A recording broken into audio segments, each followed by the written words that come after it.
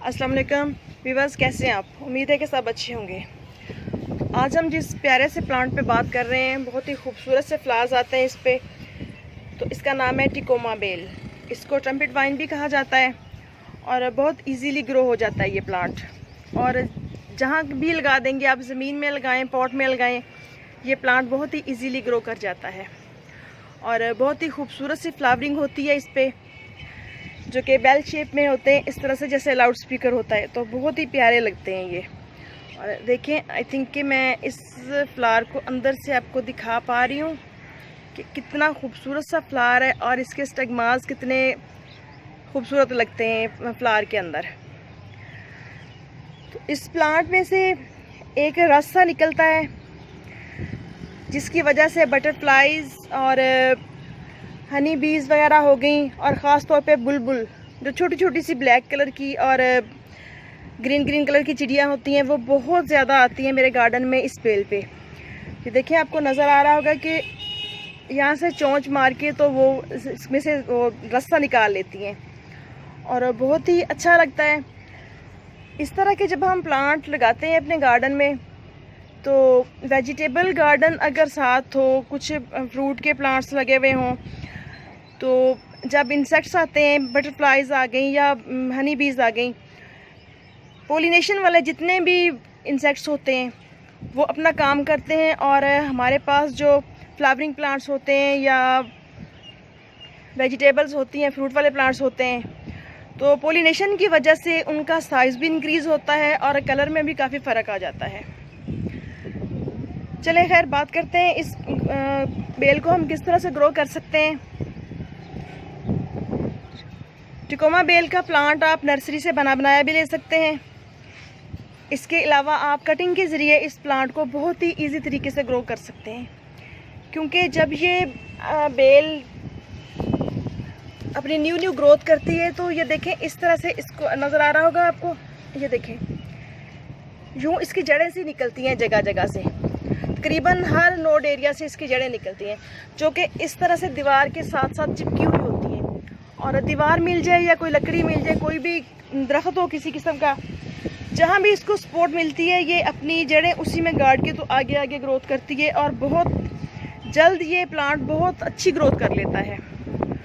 और मैं आपको दिखाती हूँ, इस तरह से हम इसको यूँ भी ग्रो कर सकते हैं। और इस प्लांट को ये देखें, ये 2 महीने ये मैंने इस तरह इनके लेके आई थी कटिंग अपने पिछले घर से। तो क्योंकि जब हम लोग यहाँ शिफ्ट हुए तो मेरे पास फिर ये वाला प्लांट नहीं था, तो मैं साइड से कटिंग निकाल के ले आई थी। तो दोनों मैंने इसी पॉट में लगा दी थी। 24 इंच का पॉट है जिसमें मैंने लगाया हुआ है ये। जब भी आप इसको लगाएं, या तो ज़मीन में लगाएं या कहीं खुली स्पेस में लगाएं, बड़े पॉट में या किसी भी बड़े कंटेनर में, ताकि जो प्लांट की ग्रोथ है वो अच्छी हो। तो इसको जहाँ जगह मिलती है, अगर ज़मीन में भी लगी हो, तो जगह जगह से इसके इस तरह से सक्कर निकल आते हैं, ये देखें, इस तरह से। और इधर मैं दिखाऊं आपको, ये देखें, इसकी एक जो ब्रांच है ये वाली, ये इधर जा रही है, और ये देखें यहाँ से नया प्लांट बन गया है। और जैसे ही बरसात का मौसम आएगा, तो अगर मैं इसको यहाँ से कट करके अलग जगह पे शिफ्ट कर दूँ, तो एक नया प्लांट मेरे पास बन जाएगा। तो इस तरह ये देखें, जहाँ तक ये नीचे उस कवल में गई हुई है, और वहीं से इसने अपनी रूटिंग स्टार्ट कर दी है। तो कहीं भी आपको नज़र आ जाए ये प्लांट, किसी नेबर के घर लगा हुआ हो, किसी रिलेटिव्स के घर लगे हुए हों प्लांट्स, तो आप एक कटिंग ले लें, या इस तरह से जो भी इसकी रूट्स वाला एरिया हो वो लेके, तो आप कट करके अपने घर में लाके लगाएं। या इसको आप एयर लेयरिंग के ज़रिए बहुत अच्छे तरीके से ग्रो कर सकते हैं। जहाँ से ये देखें, ये रूट्स सी बनी हुई है, इसमें इसको आप थोड़ा सा एरिया इसका लेके, तो कोकोपीट या भर वाली मट्टी लेके तो एयर लेयरिंग कर दें, तो वहीं से अपनी रूटिंग स्टार्ट कर लेगा ये प्लांट। और अगर ब्रांच इस तरह से आगे आगे जा रही है, तो आप पॉट लेयरिंग के ज़रिए भी इसको ग्रो कर सकते हैं। पॉट में इसकी रूट्स को दबाते जाएं और आगे आगे मज़ीद प्लांट्स बनाते जाएं। और ज़मीन में आप कैसी भी मिट्टी में लगा दें, ये प्लांट बहुत खुशी से चल जाता है। लेकिन अगर आपने इस प्लांट को पॉट में ग्रो करना है, तो फिर भल वाली मिट्टी, गार्डन की मिट्टी और गार्डन कंपोस्ट वगैरह लेके, तो इक्वल कम्बिनेशन का सॉइल मिक्सचर बना के तो फिर इसको ग्रो करें तो प्लांट बहुत ही खुश रहता है, बहुत इजीली चलता है। ये प्लांट मेरे पास काफ़ी बड़ा हो गया था और ये देखें नेट से तकरीबन ये ग्रिल से ऊपर 2-3 फीट तक गई हुई थी। तो तकरीबन ये महीना हुआ है मैंने इसको कटिंग की थी। और सर्दी के मौसम में ये जो प्लांट है सब के सब अपने लीव्स गिरा देता है, क्योंकि ये एक समर सीज़न का प्लांट है और समर सीज़न इसकी ग्रोथ का मौसम होता है। विंटर सीज़न इसको बहुत ज़्यादा जब फोग पड़ती है ऐसे कंडीशंस इसको और पसंद नहीं आती और बिल्कुल स्टिक सी खड़ी होती है, यूँ लगता है जैसे ये प्लांट बेजान है और अब ये सर्वाइव नहीं कर पाएगा।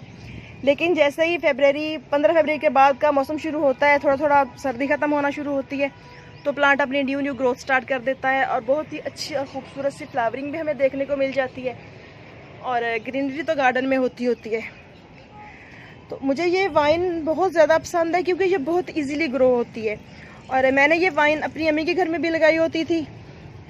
तो माशाल्लाह वहाँ तो ज़मीन में थी और बहुत ज़्यादा हाइट तक चली गई थी, टैंकी बनी हुई थी उसके ऊपर तक चली गई थी। ये ज़मीन में लगी हुई ये वाइन तकरीबन 20-25 फीट तक ऊंची चली जा सकती है। लेकिन जब पॉट में लगाते हैं तो फिर चूँकि इसके पास जो सॉइल होती है और जो एरिया होता है अपनी ग्रोथ के लिए, रूट्स की ग्रोथ के लिए, वो बहुत लिमिटेड सा होता है, तो फिर प्लांट उसी हिसाब से अपनी ग्रोथ करता है। और इसके लीव्स का कलर भी बहुत ज़बरदस्त होता है, गहरा गहरा डार्क ग्रीन जो होता है। और लीव्स की शेप देखिए कितनी खूबसूरत लगती है इसकी। और समर सीज़न में ये प्लांट जो है इसको पानी की ज़रूरत बहुत ज़्यादा होती है, क्योंकि अगर पॉट में लगा हुआ प्लांट है तो सुबह शाम भी पानी दे तो मिट्टी खुश्की नज़र आती है। लेकिन सर्दियों में 3-3 4-4 दिन भी इनको पानी नहीं देना पड़ता और मॉइस्चर बना रहता है। लेकिन गर्मी के मौसम में इस पर शावरिंग भी कर देती हूँ मैं और सुबह भी पानी भर के देती हूँ पॉट को और शाम भी भर के देती हूँ। और इसके अलावा गर्मी के मौसम में ये देखें मैंने चारकोल वगैरह के साथ इसकी मल्चिंग की हुई है और कुछ लीव्स वगैरह डाले हुए हैं ड्राई, और कुछ इन प्लांट्स की वजह से जो खुद से सेल्फ ग्रोइंग है तो इनके साथ भी कुछ गर्मी की शिद्दत जो है इसकी रूट्स तक पहुंच नहीं पाती। और वैसे भी जब प्लांट्स हम के ग्रुप की सूरत में रखते हैं तो काफ़ी हद तक गर्मी की वजह से प्लांट्स बच जाते हैं डाई होने से। और फर्टिलाइज़र वगैरह जो है वो मैं जो भी लिक्विड बनाती हूँ अपने तमाम प्लांट्स के लिए वो भी इसमें डालती हूँ। इसके अलावा फरवरी और सितंबर में मैं इसमें DAP भी डाल देती हूँ और बाज़-औक़ात काउडंग मैन्योर भी डाल देती हूँ। तो माशाल्लाह प्लांट बहुत ही अच्छा और ख़ूबसूरत सी फ्लावरिंग देता है। इसके अलावा एक चीज़ है, इस प्लांट पे चींटियाँ बहुत ज़्यादा आती हैं, क्योंकि इसमें जो मे बी जो ये वाइट कलर का मिल्क सा होता है सैब सा, शायद वो मीठा होता है जिसकी वजह से बहुत ज़्यादा चींटियाँ इस पे आती हैं। और उसके लिए आप पॉट के नीचे हल्दी पाउडर डाल दें तो भी बेस्ट है, अदरवाइज़ कोई भी इंसेक्ट किलर जो पाउडर होता है वो डाल दें या DDT डाल दें, वो भी बेस्ट है।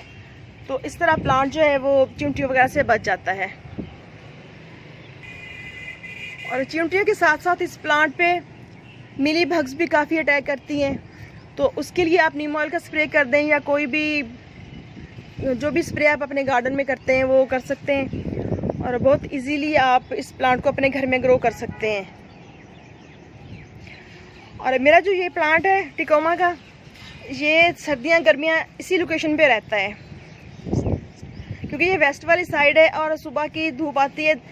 सर्दी के मौसम में तो तकरीबन 12-12:30 तक इस पर धूप रहती है, यानी कि 7-8 घंटे की धूप इसको मिल जाती है सुबह से लेकर दोपहर तक।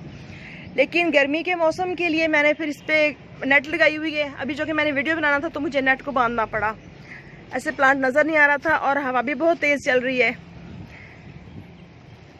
इस तरह से कुछ चल रही है ग्रोथ मेरे प्लांट की। तो आप भी अगर टिकोमा बेल को लगाते हैं, अगर आप वाइन की सूरत में इसको चढ़ाना चाहते हैं तो दीवार के साथ रख दें या कहीं भी इसके साथ कोई लकड़ी या डोरी वगैरह बांध के इसको सपोर्ट दे दें, तो ये जो वाइन है ये बहुत जल्द ग्रोथ करती है और दिनों में कहीं की कहीं पहुंच जाती है। और अगर सपोर्ट आप इसको कोई नहीं भी देते या आप इसको ट्री की शक्ल में बनाना चाहते हैं तो इसकी प्रॉपर तरीके से कटिंग करते रहें, फिर ये बुशी प्लांट बन जाता है। लेकिन ज़्यादा खूबसूरत ये वाइन की सूरत में लगता है। तो इसके लिए अगर कोई सपोर्ट नहीं भी इसको दी जाती तो ये प्लांट जहाँ इसको खुद से सपोर्ट मिलती है ये वहीं अपनी ब्रांचेस सेट करता हुआ ऊपर चला जाता है। और इसके बेस जो फ्लावर्स होते हैं वो गुच्छों की सूरत में आते हैं, जो कि बहुत ही खूबसूरत लगते हैं।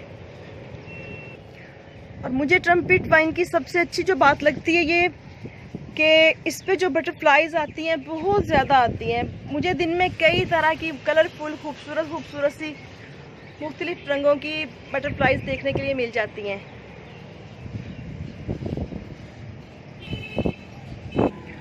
और मेरी ये जो वाइन है ये चूँकि तकरीबन मैंने बताया कि 4-5 साल से इसी पॉट में लगी हुई है, तो अब इसकी रिपोर्टिंग भी करने वाली हो रही है। आई थिंक कि आपको दिखा पा रही हूँ, इसकी रूट्स ही देखें ऊपर तक आई हुई है पॉट में।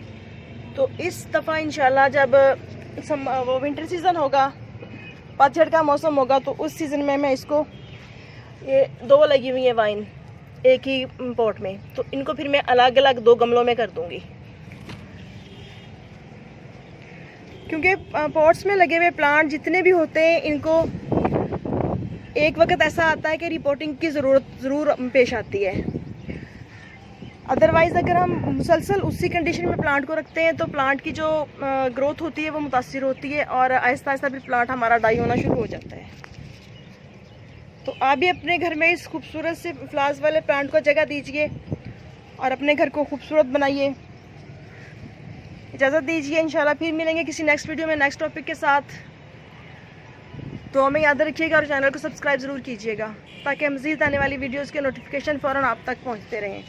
तो इंशाल्लाह फिर नेक्स्ट टाइम मिलते हैं किसी और वीडियो के साथ, किसी और खूबसूरत से प्लांट को लेके। ओके, अल्लाह हाफिज़।